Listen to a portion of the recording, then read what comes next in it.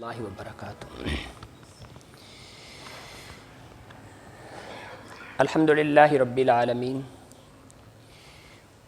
والصلاة والسلام علی سید الرسل وخاتم النبیین رب اشرح لی صدری ویسر لی امری واحلل عقدۃ من لسانی یفقہوا قولی۔ اعوذ باللہ السمیع العلیم من الشیطان الرجیم من حمزہ ونفخہ ونفثہ۔ بسم اللہ الرحمن الرحیم۔ ربنا انی اسکنت من ذریتی بواد غیر ذی زرع عند بیتک المحرم ربنا لیقیموا الصلاة فاجعل افئدة من الناس تہوی الیہم وارزقہم من الثمرات لعلہم یشکرون۔ وقال اللہ تعالی رب اجعلنی مقیم الصلاة ومن ذریتی ربنا وتقبل دعاء۔ صدق اللہ العظیم۔ قاری صاحب نے فجر کی نماز میں سورہ ابراہیم کی آیات کی تلاوت کی ہے۔ اس میں سے دو آیتوں کی طرف میں نے اشارہ کیا۔ جناب ابراہیم خلیل الرحمن علیہ السلام نے اپنی بیوی سیدہ ہاجرہ رضی اللہ تعالی عنہا کو اور اپنے بیٹے جناب اسماعیل علیہ السلام کو مکہ کی بے آباد وادی میں چھوڑا، اور اس کا مقصد خود بیان کیا اللہ سے دعا کے انداز میں۔ ربنا لیقیموا الصلاة، اے اللہ میں نے اپنے چھوٹے سے بیٹے کو اور اپنی اطاعت شیار نیک صالحہ توکل کرنے والی فرما بردار بیوی کو مکہ کی بے آباد وادی میں چھوڑا ہے، اس لیے لیقیم الصلاة، تاکہ یہ نماز قائم کرنے والے بن جائیں۔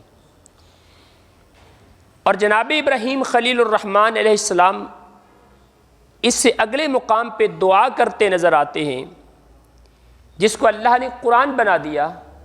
رب اجعلنی مقیم الصلاة ومن ذریتی، اے اللہ مجھے بھی پکا نمازی بنا دے، نماز قائم کرنے والا بنا دے، اور میری اولاد کو بھی نماز قائم کرنے والا بنا دے۔ قرآن مقدس میں جہاں بھی کہیں نماز کا تذکرہ آیا ہے تو نماز کے قیام کا تذکرہ آیا ہے کہ نماز کو قائم کیسے کرنا ہے۔ اور اگر نماز کے قیام کے ساتھ جناب عمر بن خطاب رضی اللہ تعالی عنہ کا یہ فرمان بھی ساتھ شامل کر لیا جائے، اقیم الصلاة من اقامها فقد اقام الدین، نماز قائم کرو، جس نے نماز کو قائم کر لیا اس نے پورے کے پورے دین کو قائم کر لیا۔ آپ اپنے گورنروں کو خط لکھا کرتے تھے، اور اس میں پہلی بات یہ لکھا کرتے تھے کہ نماز کو قائم کرو، اگر تم نے نماز قائم کر لی تم نے پورے دین کو قائم کر لیا۔ اور نماز کا قیام ایک ایسا عمل ہے کہ جس سے انسان کو زندگی کی پوری رہنمائی ملتی ہے۔ نماز صرف یہ عمل نہیں کہ آپ مسجد میں آئے، کچھ دیر ہاتھ باندھ کے کھڑے رہے، کچھ دیر آپ نے رکوع میں گزاری، تھوڑا سا وقت آپ نے سجدے میں گزار دیا، 10-15 منٹ کا زیادہ سے زیادہ یہ عمل آپ کر کے چلے گئے، بس نماز قائم ہوگی۔ جب سے مسلمانوں نے نماز کو صرف عبادت تک محدود کر دیا ہے، اس وقت سے لے کے مسلمان نماز کے فوائد و برکات سے محروم ہوتے جا رہے ہیں۔ نماز مکمل زندگی کا دستور ہے، نماز ضابطہ حیات ہے، زندگی کے معاملات سکھانے والی چیز ہے۔ یہ بظاہر تو چھوٹا سا عمل ہمیں نظر آتا ہے، لیکن حقیقت میں نماز ایک مسلمان کو اس قابل بناتی ہے، اگر وہ اقتدار کے میدان میں آئے تو بہت بڑا قائد اور لیڈر بن سکتا ہے۔ نماز قائم کرنے والا انسان اگر تجارت کے بازار میں چلا جائے تو بہت بڑا تاجر بن سکتا ہے۔ نماز قائم کرنے والا انسان اگر معاشرے کی صفوں میں آ جائے تو معاشرے کا سب سے بہترین انسان تصور کیا جا سکتا ہے۔ اور نماز قائم کرنے والا انسان اگر گھر کے اندر سربراہ کی حیثیت سے آئے تو بہترین باپ بن سکتا ہے۔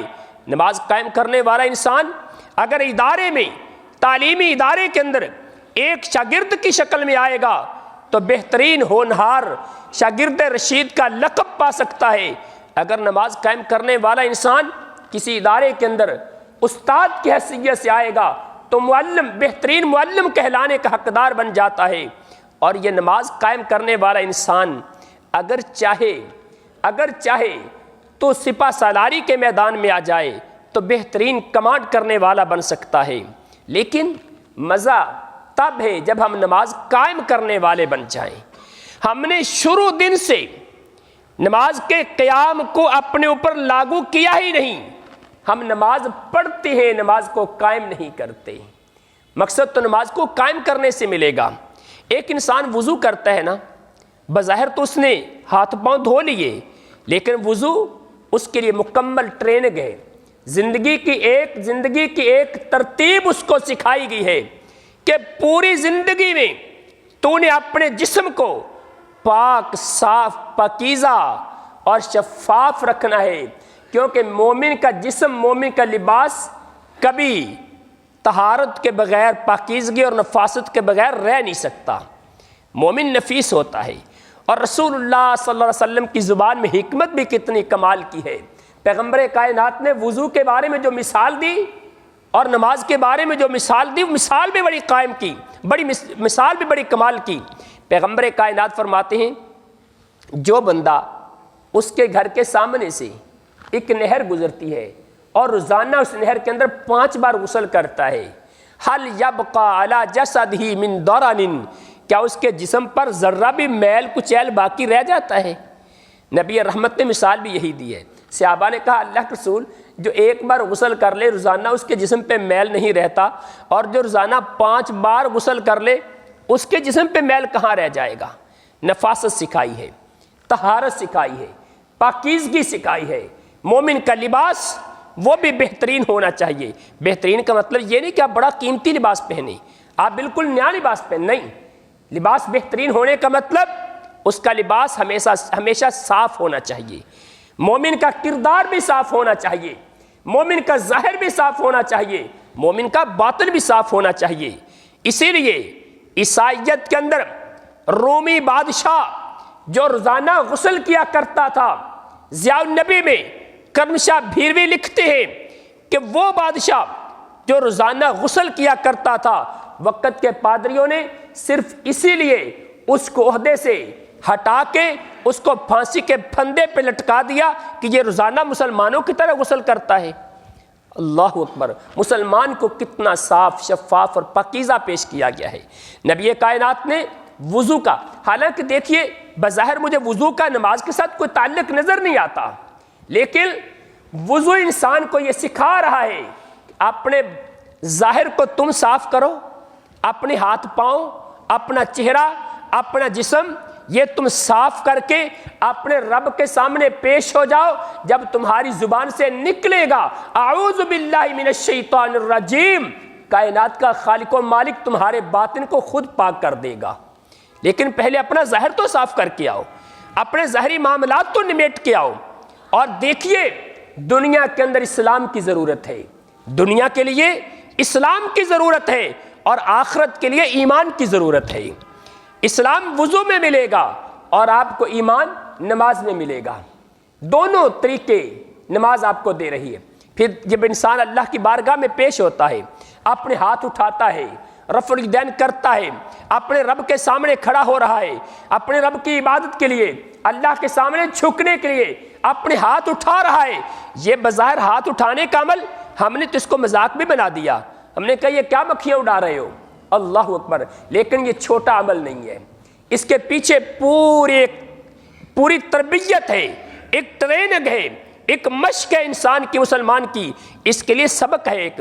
جب بندہ ہاتھ کھڑے کر رہا ہے نا، اصل میں یہ بندہ دعویٰ کر رہا ہوتا ہے یا اللہ آج کے بعد تیرے سامنے کھڑا ہو گیا ہوں، ہاتھ اٹھا رہا ہوں، یا اللہ آج کے بعد شرک سے، تیری نافرمانی سے، تیرے پیغمبر کی نافرمانی سے، مسلمانوں کو دھوکہ دینے سے، جھوٹ بولنے سے، بد اخلاقی سے، امانت میں خیانت کرنے سے، کسی پر ظلم کرنے سے، ملاوٹ کرنے سے، اللہ پوری دنیا کا ہر وہ کام جو تو نے منع کر دیا ہے، جس کام سے تو نے روک دیا ہے، میرے خالق و مالک میں ہاتھ اٹھا کے اس بات کا دعویٰ کر رہا ہوں کہ آج کے بعد دنیا کے ہر برے عمل سے میرے ہاتھ کھڑے ہیں۔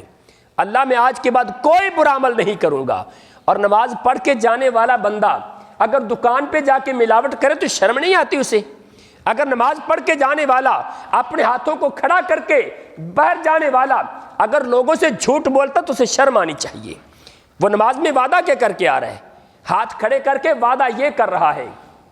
اور میں قربان جاؤں، ہم اہل حدیث اللہ کے فضل سے نماز کے اندر بار بار یہ ہاتھ کھڑے کر کے اپنے رب سے یہ وعدہ کر رہے ہوتے ہیں کہ اللہ ہمارے ہاتھ کھڑے ہیں۔ جب بار بار وعدہ کرتے تو پھر ہمارے اندر تو نافرمانی کا ذرہ بر شیبہ بھی نہیں رہنا چاہیے، لیکن آج کوئی فرق نہیں رہ گیا۔ اہل حدیث بھی کہلاتا ہے، رسم و رواج کا پیروکار بھی ہے، اہل حدیث بھی کہلاتا ہے، شرک اس کے اندر سرایت کر رہا ہے، اہل حدیث بھی کہلاتا ہے، بدعات کی پیروی یہ بھی کر رہا ہے، اہل حدیث بھی کہلاتا ہے، امانت میں خیانت، بد اخلاقی، دھوکہ بازی، ملاوٹ، کم ماپ تول، یہ ساری رسمیں اور یہ سارے گناہ اہل حدیث کے اندر بھی موجود ہیں۔ نماز میں ہاتھ کھڑے کرنے والا انسان حقیقت میں ہر گناہ سے ہاتھ کھڑے کر رہا ہے۔ اللہ آج کے بعد میں کوئی گناہ نہیں کروں گا۔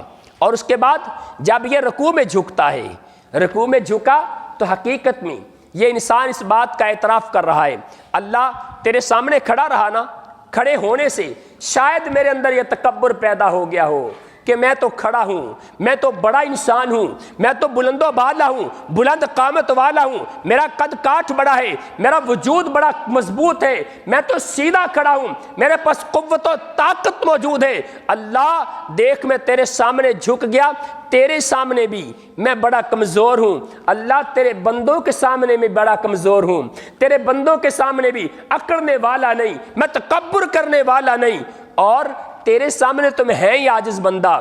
اور اگر رکوع کرنے والا انسان جب مسجد سے باہر جائے اور لوگوں سے جا کے کہے تو میں نے جانتا نہیں میں کیا، اس بندے کو شرم آنی چاہیے۔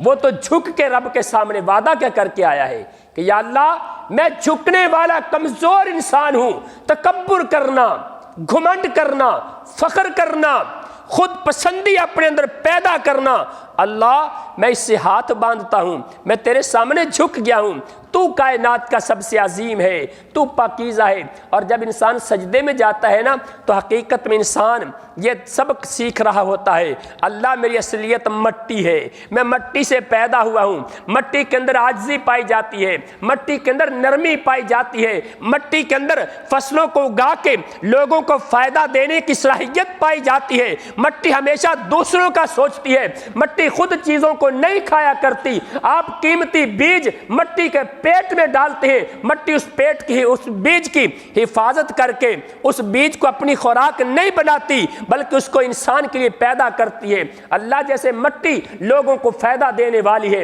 مٹی کے اندر آج انکساری موجود ہے۔ اللہ دیکھ میں بھی جھک گیا، مٹی کے ساتھ مٹی بن گیا۔ میرے خالق و مالک جیسے مجھے یہ یاد ہے کہ میں مٹی سے پیدا ہوا ہوں، اللہ ایسے مجھے یہ بھی یاد ہے تو میرا خالق و مالک ہے۔ اللہ میں انسانوں کے سامنے بھی کمزور ہوں، اللہ میں تیرے سامنے بھی کمزور ہوں۔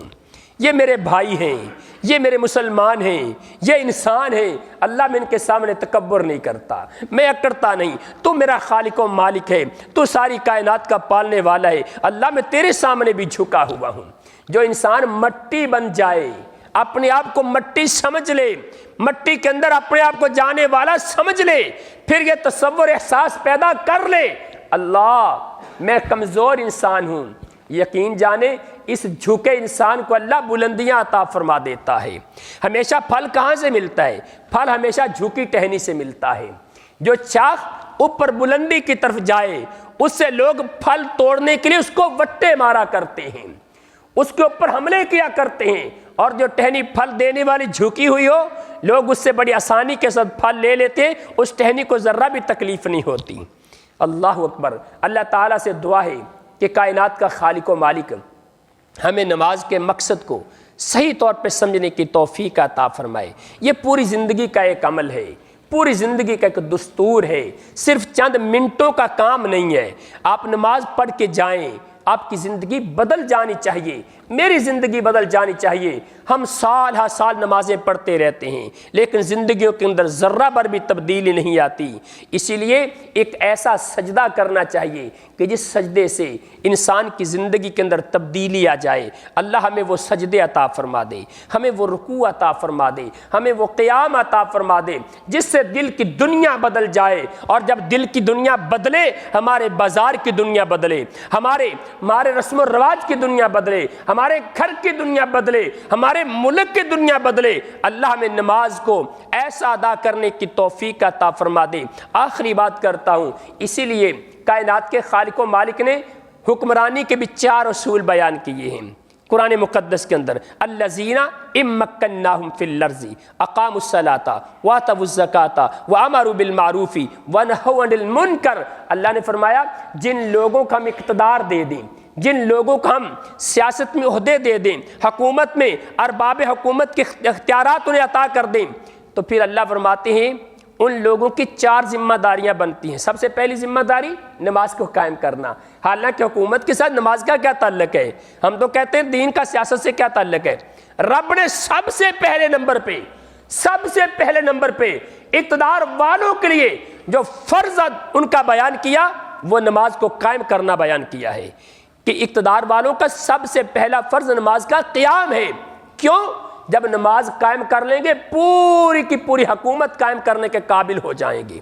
اس کے بعد زکوٰۃ کا نظام ہے، پھر امر بالمعروف کا نظام ہے، پھر نہی عن المنکر کا نظام ہے۔ اللہ تعالیٰ ہمارے حکمرانوں کو بھی ایسا بنا دیں کہ وہ نماز قائم کرنے والے بن جائیں اور نماز قائم کروانے والے بن جائیں۔ اقول قولی ھذا واستغفر اللہ لی ولکم ولسائر المسلمین۔